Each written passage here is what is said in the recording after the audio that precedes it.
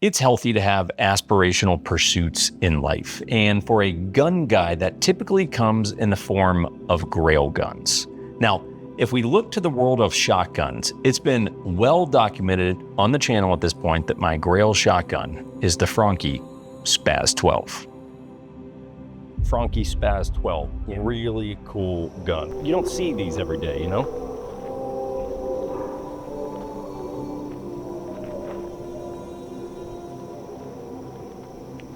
I may have enough money to actually get a Spaz 12 today.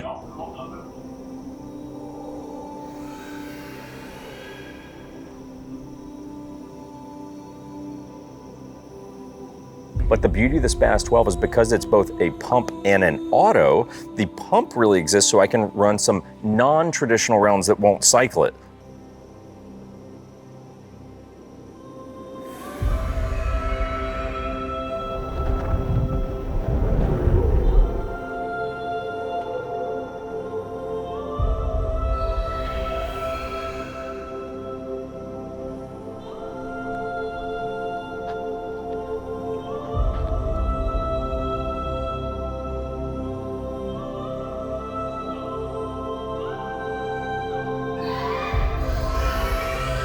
But much like a dog chasing a car, what do you do when you finally catch it?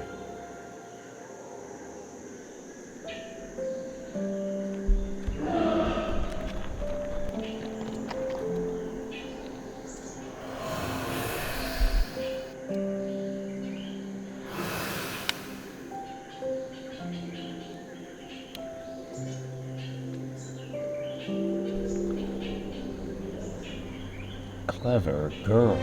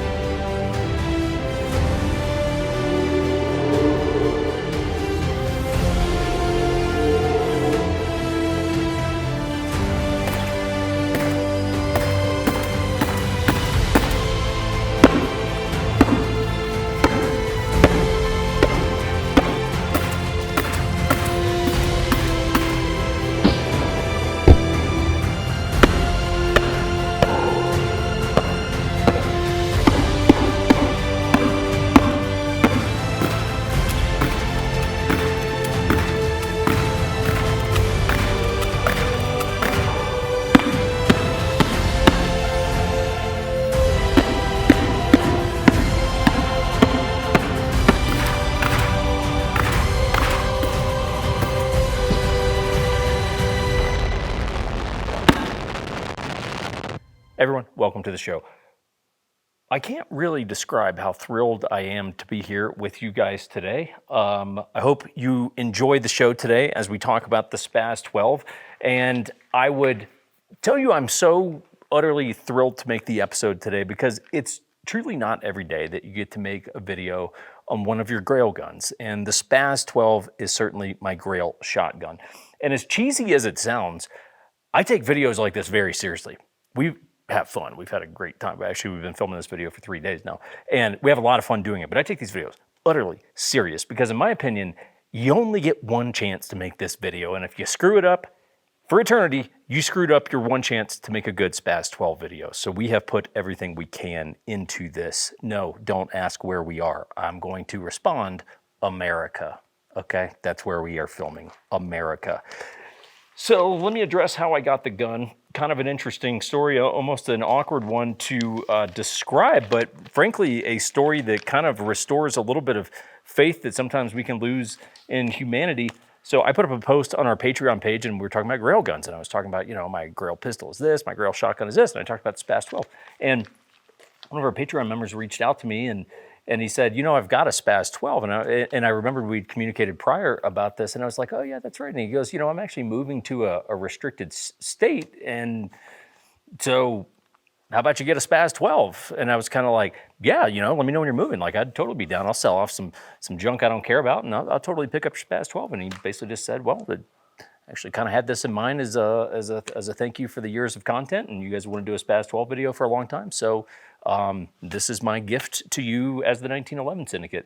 And that's the kind of moment where you go, wow, that's you're insane, but possession is 9/10 of the law. So at this point, it's mine, and really you can't do anything about it. It's mine, and I'm filming in America, and you don't know where this is, so you can't take the gun back. So that's how I got the Spaz.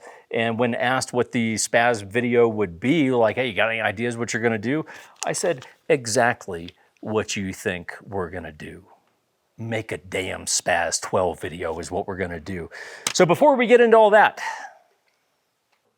guys, we'll move on with the Spaz 12 video here momentarily. What a thrill to be able to do that video. But just wanted to give a little, I don't know, maybe a selfish, whatever you want to call it, that, hey, if you're looking for any ways to support the channel, we are always interested in that. We try not to be beggars and pleaders and coming here and asking you to sign up for Patreon and yada, yada, yada. But the reality is there's not a lot of different ways that the 1911 Syndicate makes money. Obviously, we have sponsors in the vast majority of our videos, and our Patreon is one of really the big contributing factors in how we sort of are able to do the channel. We always strive to not bring you shill content and bring you the kind of stuff that we would actually want to watch, and attempt to kind of bring you some Top Gear for guns sort of vibe. So hey, if you're ever looking for ways to support, we don't really do merch anymore or anything like that.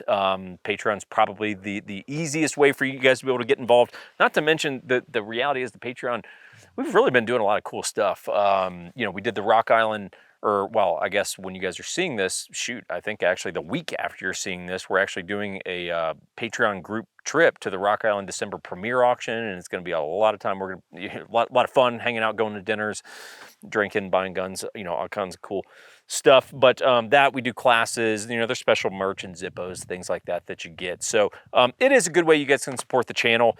We are still technically in the real estate business. You can look at our website if you ever need help with that. We don't do a whole lot with it anymore because frankly it's kind of a soul-sucking industry, but I will dabble in your real estate needs here and there as required. So anyway, if you're looking for any ways to support, all that stuff helps. We'll go ahead and move on with the freaking special purpose automatic shotgun. All right, everyone, let's talk about the history of the Spaz 12. And I know what many of you are thinking. Who gives a shit about the history? Because we just want to talk about the stuff that we associate with Spaz, which is pop culture. And don't worry, we will get to that as well. But it does seem like, hey, some of you might not know a lot about the Spaz 12, so let's give you a basic lay of the land. It was designed as a close quarter combat shotgun for military and police. The civilian market was really not the focus of, the creation of the Spaz, and we'll kind of get into it a little bit as we go. Spaz stands for Special Purpose Automatic Shotgun. It was first produced in 1979 by an Italian manufacturer called Franchi. Franchi, of course, still exists today. The Spaz 12 does not, outside of course, the limited numbers of them that are still on the open market. It's a very versatile gun. It's one of the hallmarks of it. The fact that it, in essence, has two guns in one, and that's part of the reason it's so chunky is because it has different systems. Basically, you can run it as a pump shotgun, or you can run it as a semi-automatic shotgun. You would swap back and forth based on different ammos. When we get to the range here momentarily, we'll show you how that works and why it's set up that way. So the gun was mostly picked up for international contracts. I don't think it was widely adopted by military or police here in the US, but in 1982, Franchi recognizes that, hey, the U.S. civilian gun buying market is a pretty damn good place to be. So they start importing it into, or I guess exporting it for them, and having it imported into the U.S. It was imported from 1982 to 1989 by a company called FIE Corporation. That's what I'm gonna say my gun reluctantly, but I guess that technically, what my gun is, it's a FIE gun. Those were the top folding stock. This is the era that you want, by the way. I can go ahead and spoil it. If you're like, which one do I want? You want that era. You want a FIE gun because those are going to be the ones with the top folding stock. And it's also going to be with the 8-round magazine or 8-round tube, right? 8 shells in the tube there. So 8+1, I guess, technically. Now, the date code on my particular gun traces to 1988. And another interesting thing about mine is I don't know much about this. I asked the, previous owner at this point if he knew anything about this. I said, hey, do you know, and we'll show you guys some B-roll and whatnot, but I said, do you know anything about this porting that is up here? Because I'm not finding any photos out there of Spazes. I started to do a double take, and I was like, man, are Spazes imported? Like, I didn't know that that was a thing. And I couldn't find any photos. So I asked him, like, what's going on with that? And to my understanding, the tale that was passed down from one owner to the next in regards to this particular gun is there was a shop back in the day that actually worked on the Spaz 12, and one of the things they would do is they would port the barrel. So this is one of the guns that went to that shop. I don't know what the name of that shop is. Maybe someone here in the comments is knowledgeable on the history of the gun to that point, and you'd be like, oh yeah, it's Jim's, garage repair center for the Spaz. And so pretty cool though. This one, obviously it's not impossible to go port a Spaz if you own one, but it's pretty neat that this goes back to, the early days of modding out the Spaz 12. But then from there, the news starts to get bad. 1989 rolls around, the California Assault Weapons Control Act gets passed, and it specifically targets the Spaz 12 in addition to other scary guns like the Tech 9. I mean, those guns were literally designed for polar opposite things, one for military and police and one for American crime. So I don't know why that they're in the same conversation, but whatever. But at that point, the Spaz 12 is now classified as an assault weapon, and Franchi has to make some changes if they're going to get it continuing to come into the U.S. That is when the Spaz 12 moves to its kind of unpleasant phase of having a fixed stock and now a 5-round tube. So they reduced it from 8 rounds down to 5, and they give it a fixed stock. Pretty obvious statement here, but in the world of collecting a Spaz 12, the fixed stock does not carry nearly as much value as the proper top folder with the 8-round capacity. So, but they're still out there, and it's not that you're like lame if you have one, it's just way, way less cool. And they also had to rename the gun, and they came up with a really creative name, the Spaz 12. Instead of special purpose automatic shotgun, it was now the sporting purpose automatic shotgun. Because we reduced the capacity, we put a fixed stock on it, it is now for sporting purposes. And stupid rules like this still sort of exist with, HK, MR, 5.56. It's a match rifle, it's a competition gun. So it's like, these are still rules that companies have to navigate. But once those import restrictions go into place in 1989, FIE basically ceases to exist. They have to close down shop. I think that was, logically, a main part of their business. They go under, and in 1990, a company called American Arms begins to re-import the Spaz under the new sporting criteria. Fast forward the clock once again, 1994, the Spaz gets its ultimate death blow, which is the assault weapons ban.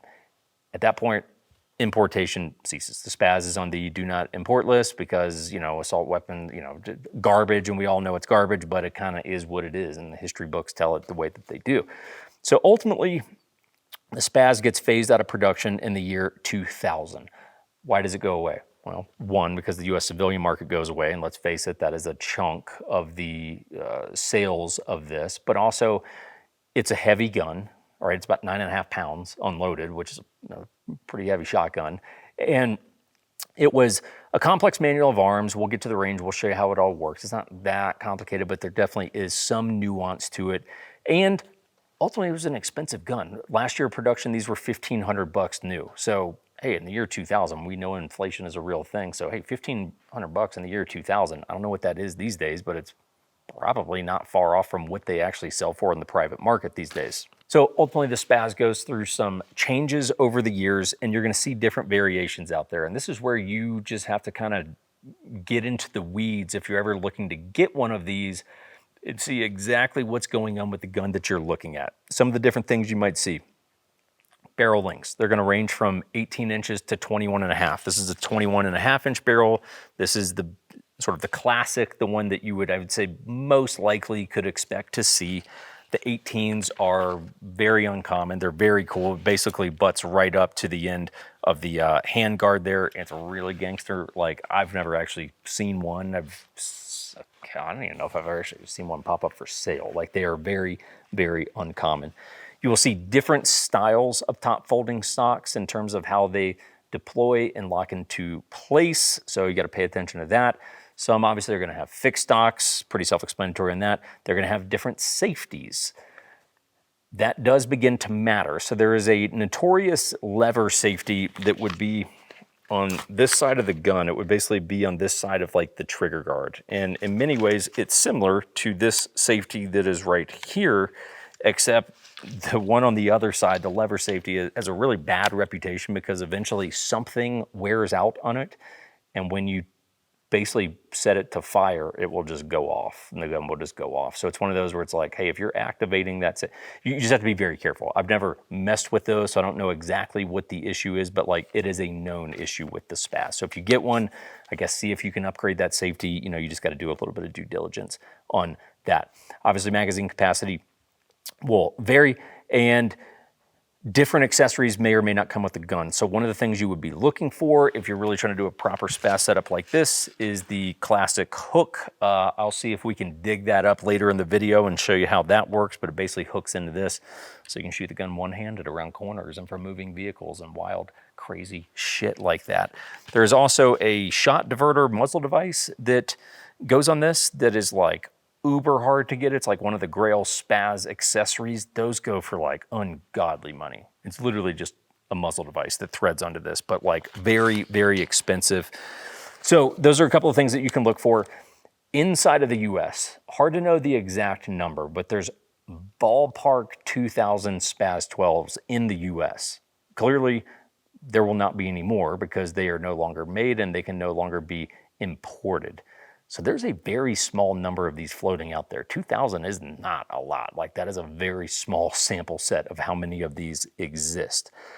It's about 5% of the total production. They made about 50,000 of these total. And one of the things that I would highlight is, you know, this is one of the few guns that the last time this happened to me was a single action army that I bought at Rock Island Auction, where I bought the gun and I immediately knew I wanted to buy another one. I was like, I want to get another one of these. I'd like to do another variation and, you know, yada, yada, yada. I don't necessarily want another variation, but this is a gun since I've had it where I'm like, I kind of want another one. Like, I'd like to have a couple of these bad boys. Like, I'm really loving this gun. The hype is actually real there, kids. And I would also tell you that it's actually a fairly sound investment. If you track the prices on these over the last about 9 years, Rock Island Auction actually had a pretty good, thorough sort of case study on the values of these. They tracked it since like 2016, and they've almost tripled in value. So you could legit, for the dudes who are watching this, who are like, how am I going to justify this SPAS purchase to my wife? One, you shouldn't. You should just get what you want. But two, if you need a way to do it, it's an investment. If you bought an investment and 9 years from now it tripled, would you be mad? Not really. Triple, okay? And I don't see why that would slow down. In fact, it might speed up. I don't know. I don't know what's going to happen. Anyway, we'll go ahead and move on with the show. All right, everyone, let's take you on a whole tour of the SPAS. So a lot of people like to complain that the SPAS is very complicated. And to a degree, it is, because essentially you have two guns in one, an auto and a pump. That said, the real complication comes from handling it dry. If you have no rounds, whether live or snap caps in the gun, yes, it is a lot more quirky, and you will find yourself switching the crossbolt safety doesn't play a whole lot of a factor, but the lever safety here will, and it can get pretty quirky, and you're like, how am I ever going to remember this? As soon as you throw live rounds in, not really an issue, as we will now demonstrate momentarily. Now, there's different styles of these. There's a lot of nuance. There really is a lot of different styles. This particular one, basically you cannot lift the stock. Some of them have like a little latch in here. This one, basically you just have to push on the button that will then release it. And there is this little scoop that you will notice on the stock here. So you don't have to re-push the button. It will simply index on the little locking button there. And then you push the little button here. Now, when there is a buffer, Crispy, you'll probably see this little thing right here. It's this plastic buffer, and what that's there for is to ensure that when the stock is folded down, or the butt pad is folded down, it's not just bouncing back and forth and beating the shit out of it. So you kind of have to put a little pressure on it to get it to lock into place. But now you'll notice with that buffer in there, this is rock solid. It's really not going anywhere, so it's not going to beat itself apart. Now, up top, we will see the A and the M, which is going to be the auto or the M for manual. And you can run the gun two different ways. So we'll play around with a couple different configurations here. and figure out what ammo. We're gonna shoot some different ammos to show you a couple of the differences here. Okay, so we got 4 rounds in here. These are relatively low velocity rounds. These are just target bird shot. So in order to chamber the gun, right now, this will be locked. And you're like, well, how do I get a round in? That's where you will flip the lever safety to the rear. And now we are hot. Now without the stock folded and the gun doesn't have a backstop, these rounds, which cycled no problem in the auto mode, probably not gonna run. Right, okay? So empty shell casing, new round. So that said, if we fold the stock on those same rounds, we should be running no problem. I am shooting a lizard, everyone, just so that you know. It's fairly important that you classify what you're shooting at when you're doing a spaz video. So I am shooting at a lizard whose head shall now fade into irrelevance. Sayonara, fucking raptor head. So those rounds, of course, not cycling from the hip, they will cycle from the shoulder. Now, if we grab, I can't actually come up with an explanation for this, but we're gonna grab some rounds that are also federal rounds. One of the quirks, by the way, that people seem to like to complain about for no reason is loading gate is locked. You need to push the button right here, which will open up the loading gate and allow you to run rounds. The gun feeds like the rounds really smooth. You know, certain shotguns, they'd be kind of tight getting them to fully seat, but incredibly smooth loading gun. Okay, so these are also federal rounds. The exact same velocity. The only difference appears to be the color of the case. One is pink, the other is red. So we're still in auto. Take safety off. And so for whatever reason, I don't think that, yeah. So for whatever reason, those are light loads, but it allows us, even though they're the exact same as the pink ones, can't explain that. What it allows us to demonstrate though, is why you would send the gun to manual, because if you're gonna run rounds that are not powerful enough to cycle the action, we're gonna push down on the bottom of the handguard here. You'll see that button.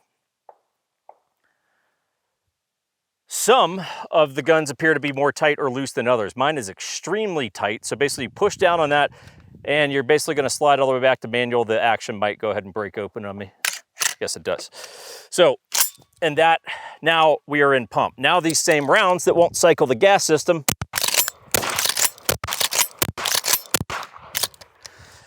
so that's what manual is for. Things like less lethal rounds, in this case, target, bird shot. If we were to run spicier double-aught buck, obviously it's gonna cycle the system, no problem. Okay, one other feature we will show you that's pretty cool is this button right here. This is the magazine cutoff for the tube. So the tube will stop feeding rounds into the action when the gun cycles. Why would we use that? More than likely, you gotta think this is mostly a law enforcement related gun, SWAT teams, things like that. So if I'm coming up to make entry on a house and I've got a tube full of double-aught buck, but I've got a specialty round that I need to use to blow the locks off the door or something like that, what I would do is be like, oh shoot, I've already got one in the tube. So I will push down on the button here. At that point, I will need to flip the lever safety over here and eject that round. No new round feeds, at which time I can take, in this particular case, just a round of double-aught buck, throw that in there, and now the first round is double-aught buck, and for this purpose, and then I'm going to bird shot after that, or whatever sequence you loaded the rounds. So it actually is a pretty cool feature. So all that is fine and good. You go, Jake, the gun is functionally pretty interesting, a little complex, but definitely interesting. What is it actually like to shoot? And that's where I think people get this wrong. I think there's a lot of haters out there that go, yeah, Spaz is cool, it's pop culture famous or whatever, but it's not actually a good gun. To which I'd say, how many of you have actually shot a Spaz? Because I get to play with a lot of cool guns. I never shot a Spaz before this. And I think you guys are completely off. I think this is actually a case of that expression when they say don't meet your heroes. Typically that is accurate. It's like, you probably don't want to meet the things that you look up to. They're oftentimes going to let you down. The Spaz is not that. I think it is fantastic. It's a shooter, never had an issue. Not that I've like torture tested this. It's a, vintage, hard to replace gun, so I'm not going to do that. But it's just like the gun is run flawlessly. It is performed as advertised on low power rounds. Need to go to manual, yada, yada, yada. It's like the thing is sweet. So yeah, generally don't meet your heroes. This is one worth meeting. So let's be honest with each other. Real world is not why we love the Spaz, and I think we all know that. You really can't overstate the importance that pop culture plays on why certain firearms become sort of famous and iconic. And typically it's not because they're used in tons of different movies, right? Because then it all just kind of blurs together. Typically, guns become famous, pop culture famous, because of a particular use in a film, or at the very most, a small sampling of films. So let me hit you with a few names here. Snatch, 3,000 Miles to Graceland, Virtuosity, and A Better Tomorrow 2. Now, those are all movies that feature the Spaz 12, but if I omitted those today, not one of you would have blinked and thought twice about it. Now, the Spaz primarily comes down to three primary references. I am omitting TV and video games from this because TV, sure, we all watch some TV, but there's just so much TV that's like it's not really worth getting into. In video games, I simply don't give a shit about. Okay, I know a lot of you do, and that's cool. You do you. I'm happy that you're happy playing video games. It's just not my thing. So I can't tell you the name of a video game that currently exists. Super Mario Brothers? Is this still a thing? Does it still exist? Fuck yeah, I know about video games. Number three, the number three spot, if we're talking about cinema here, would be, of course, The Matrix. And as mentioned maybe earlier in this video, it's like, look, there is no surprises coming here, guys, because every gun tuber, in my opinion, you get one chance to nail a Spaz video. You get one chance. You can't do this video multiple times. You can't make this into a three-part series. You get one chance to nail a Spaz video. This is my chance, and there's certain things that we got to talk about. At the number three spots, we've got The Matrix, and that would be the lobby shootout. Now, what is of note, the gun is being used by the guards, and there's a couple things you can pay attention to.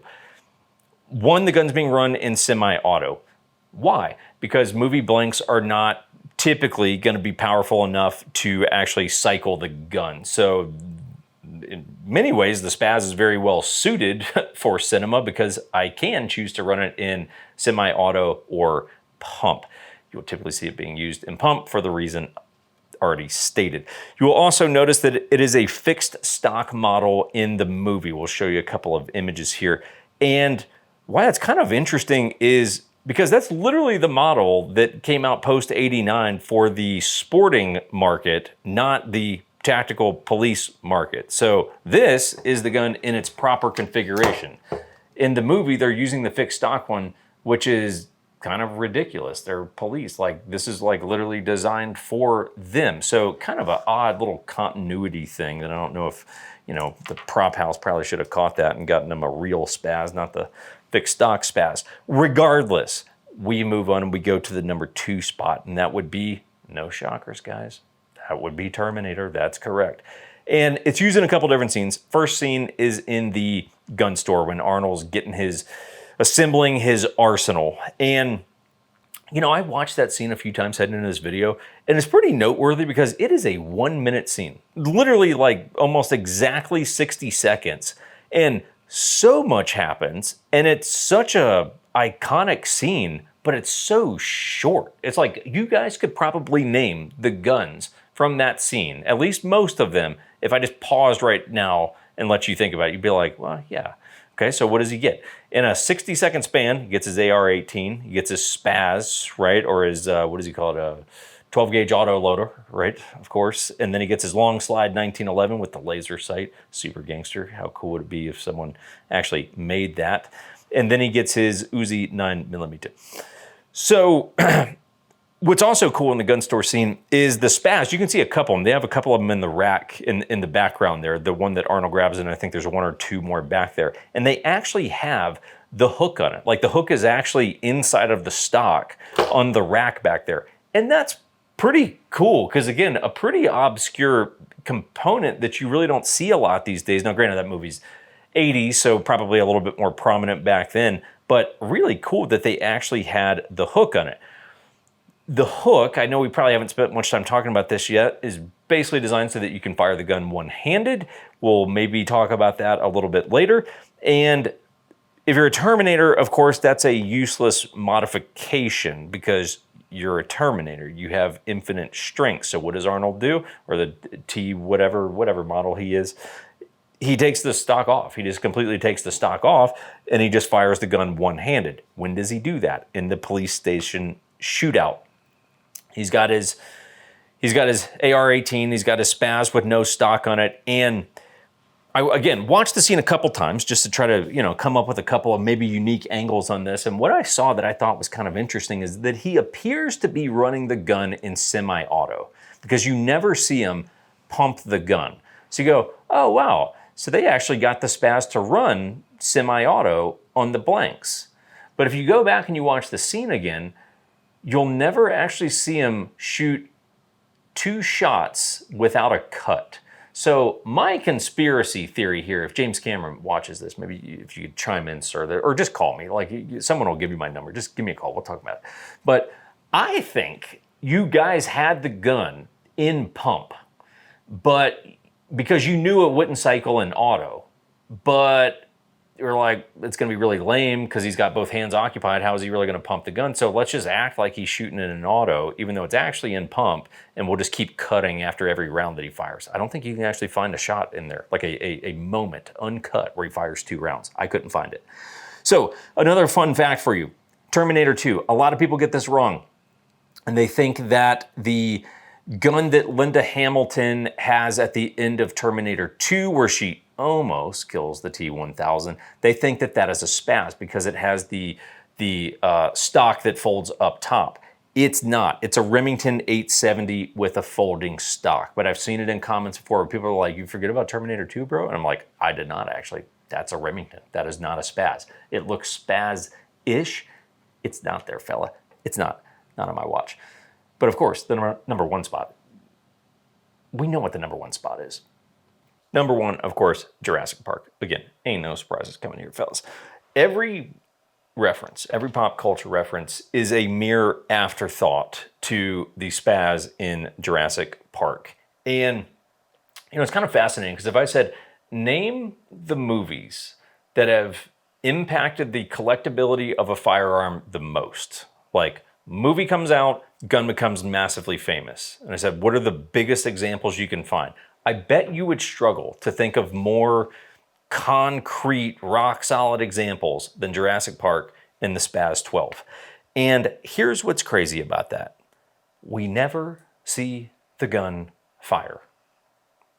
Like, do other people talk about this in Spaz videos? That Jurassic Park is basically a story of colossal fuck-ups, the whole movie? Like, that's the story of Jurassic Park. It's like, oh, we made a movie about the Spaz 12, and we fuck up the whole movie. That's what Jurassic Park is to the Spaz 12, as we shall now show you. Okay, so of course we've got the opening scene here.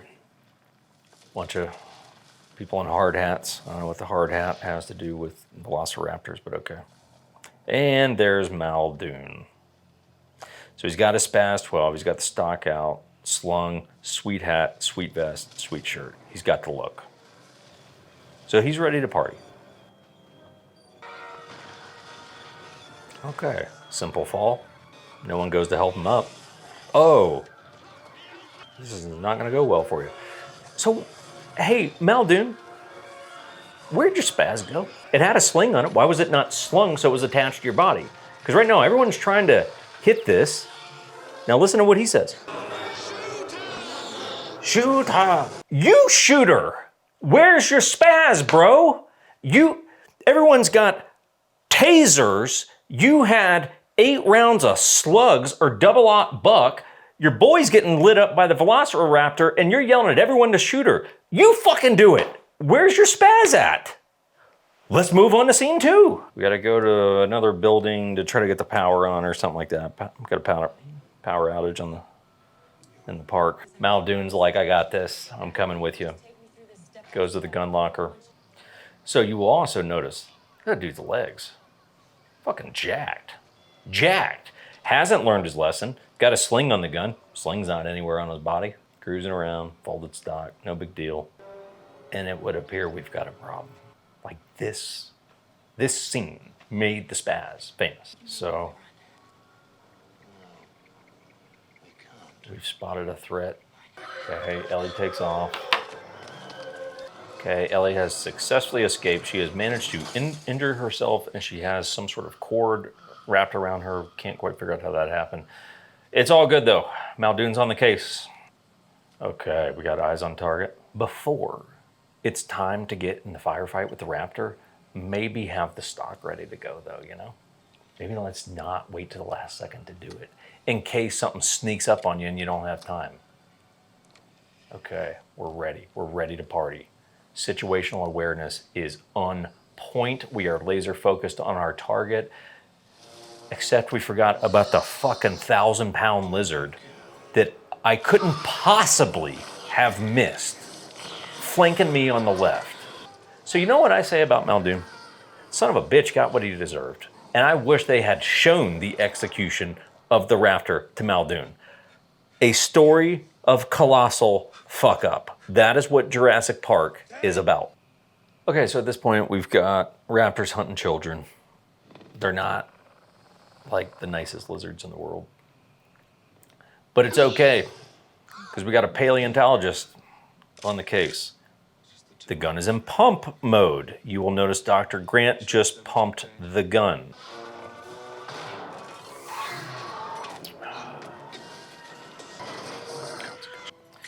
Okay, the kids have survived the kitchen attack of the raptors. And Dr. Grant's here. He's got his spaz. No stock extended, because why would anyone ever want to shoot more accurately? So Dr. Grant has his spaz. Well, now we got a raptor on the other side of the door. Guess where he wants to go? Inside. Spaz goes flying. Slings are meant to be slung. It is meant to attach the gun to your body. No one can figure this out. Now Ellie's gonna come to save the day though. That's the good news, right? Oh, now we gotta try to reach the sling. Now Ellie, if we notice where she is on this door, where is she? By the hinges. So woman, what are you doing to help?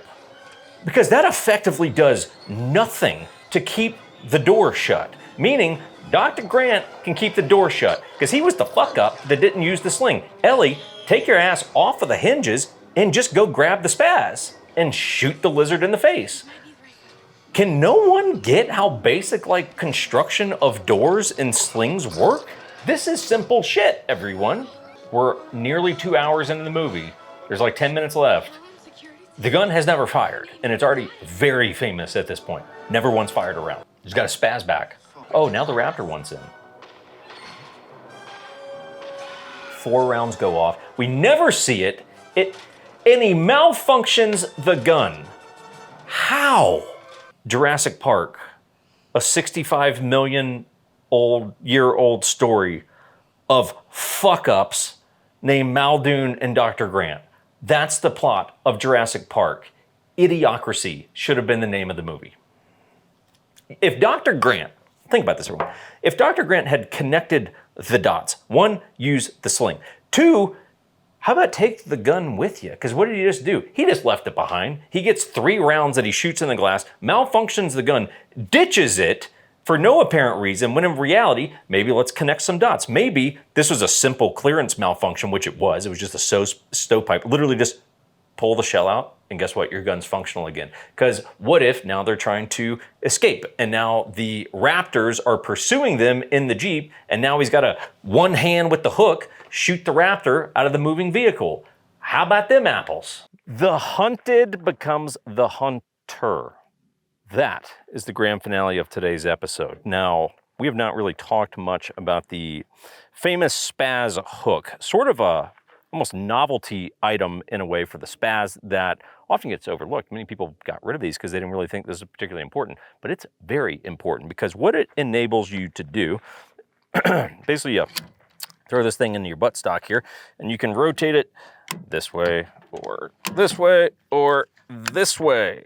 In this particular case, we need to be oriented this way. What that is enabling you to do, a fact that many of you probably know, is shoot the old girl one-handed. It's acting effectively as like a brace, like you would see for AR pistols or something like that.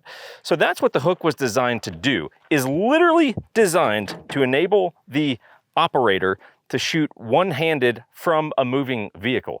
And if that's not the best fact you ever heard about a firearm, I don't know what you're doing with your life. So here's the deal. I've seen people do this, you know, and they'll be like, well, let's test it out. And they'll go like 5 miles an hour. Here's the problem I have with that. This was designed to hunt velociraptors. They go a speed of 25 miles an hour, according to Google, in an AI Google search. So if you don't test that, let's say we're escaping the island and now a velociraptor's chasing us at a speed of 25 miles per hour. If I can't go 25 miles an hour and defend myself, what's the point of it? But I said the hunted becomes the hunter. I'm pulling a switcheroo on the old raptor. I'm hunting your sweet candy ass, Mr. Velociraptor. So what if you, Velociraptor, are now the hunted and you're cruising along 25 miles per hour? Well, I think I need to go 50 to catch up to your stupid ass and shoot you in your dumb raptor face. So we are gonna go 50 miles an hour, we're gonna shoot the spaz, and we are gonna see if we can land rounds on target. Cue it. Actually, a couple of quick important notes here. One, obviously I would not want the gun on manual, which it currently is, so we're gonna slide it back to auto. Also, the ammo is important because often, you know, shooting one-handed on a low-power round like birdshot or something, probably not going to cycle on the gas system. So what I'm actually going to use here is subsonic buckshot. I got this from Detroit Ammo Company. They make some pretty cool stuff with subsonic double-aught buck. So I'm going to hope that one-handed, even though this is kind of low power, one, not going to beat me up as I lean outside of the vehicle, and two, it will actually be enough to cycle the gun. Now, freaking cue it. Okay. Send it.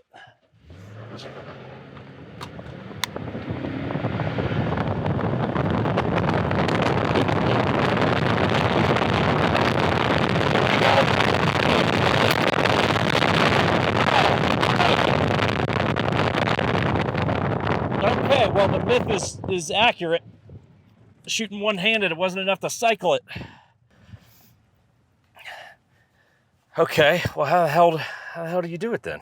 They say you're supposed to like drive it forward. How the fuck are you supposed to do that? It's because there's no backstop. There wasn't a, you know, there was no backstop to be able to eject. Like, I don't even know if it ejected the round. I'm going to assume it probably did not. Well, let's get back to the starting line. We'll figure that out. I was not able to eject the spent casing. I'm not a litter bug, so we'll take that with us. So, okay, there's one or two situations. Either I've got to really try to forcefully drive the gun forward with one arm, which doesn't really make a whole lot of sense, or I have to be lethal with one round, because I might not get more off. Send it.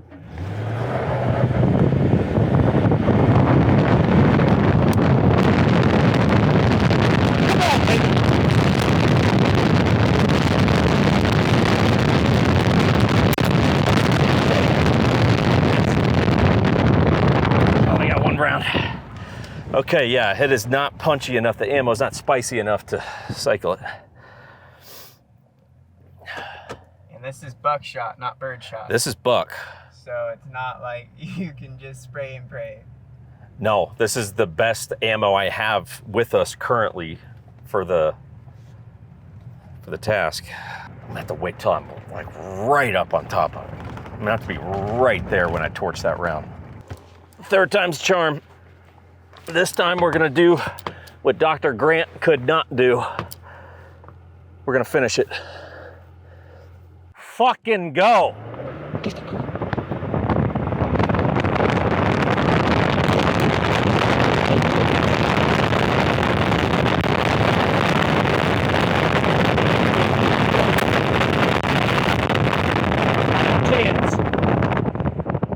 There's a chance that could have been. Like, that's a candidate. It felt decent. And that was closer to 60 than it was 50. Oh, wow. Okay. Hang on, I gotta inspect this. I think it's a no-go, but I can't quite tell. Fucking asshole raptor. That said, I know I was close on that. Fucking hit it.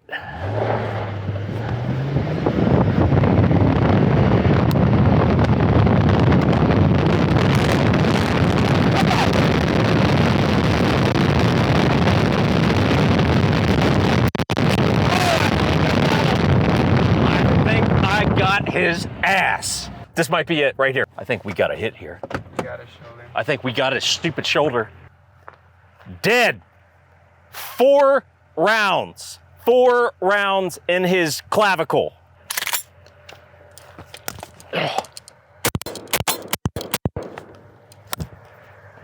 Finish him off. You wound him, finish him. Dr. Grant. Suck it, big guy. Guys, that is it for the spaz video. When I was asked by the gentleman that gave me the gun, he was like, do you know what you're gonna do for the video? And I'm like, I'm doing exactly what you think I'm doing. There ain't gonna be no surprises on this. We shot velociraptors from, Crispy, what was that, like 50 something? 50? 55, 58. About 55, 58 miles an hour, which means we could chase them down if we wanted to. We've done it all. There's really no stone left unturned. Is it the greatest gun in the world? According to the internet, no. But I say the ones that say no don't have one. It's the coolest fucking gun in the world. We'll see you guys next week. What is that? Yeah. What's that? I mean, I know the reference, but that's not good. Yeah. Didn't he get smoked, by the way, by a freaking lizard? Raptor? Where is the velociraptor in here? It wasn't a Is it in the auction hall? It wasn't a raptor. We don't really know. It wasn't a raptor. It was a velociraptor, right? It had that big old middle claw, right? That just, you know, and he had this thing, right? Clever girl. Now that raptor got the jump on him because that guy was British and he was stupid, right? Yeah. Okay, he had the you're right gun. It was a raptor. He had the wrong I'm sorry. tactics.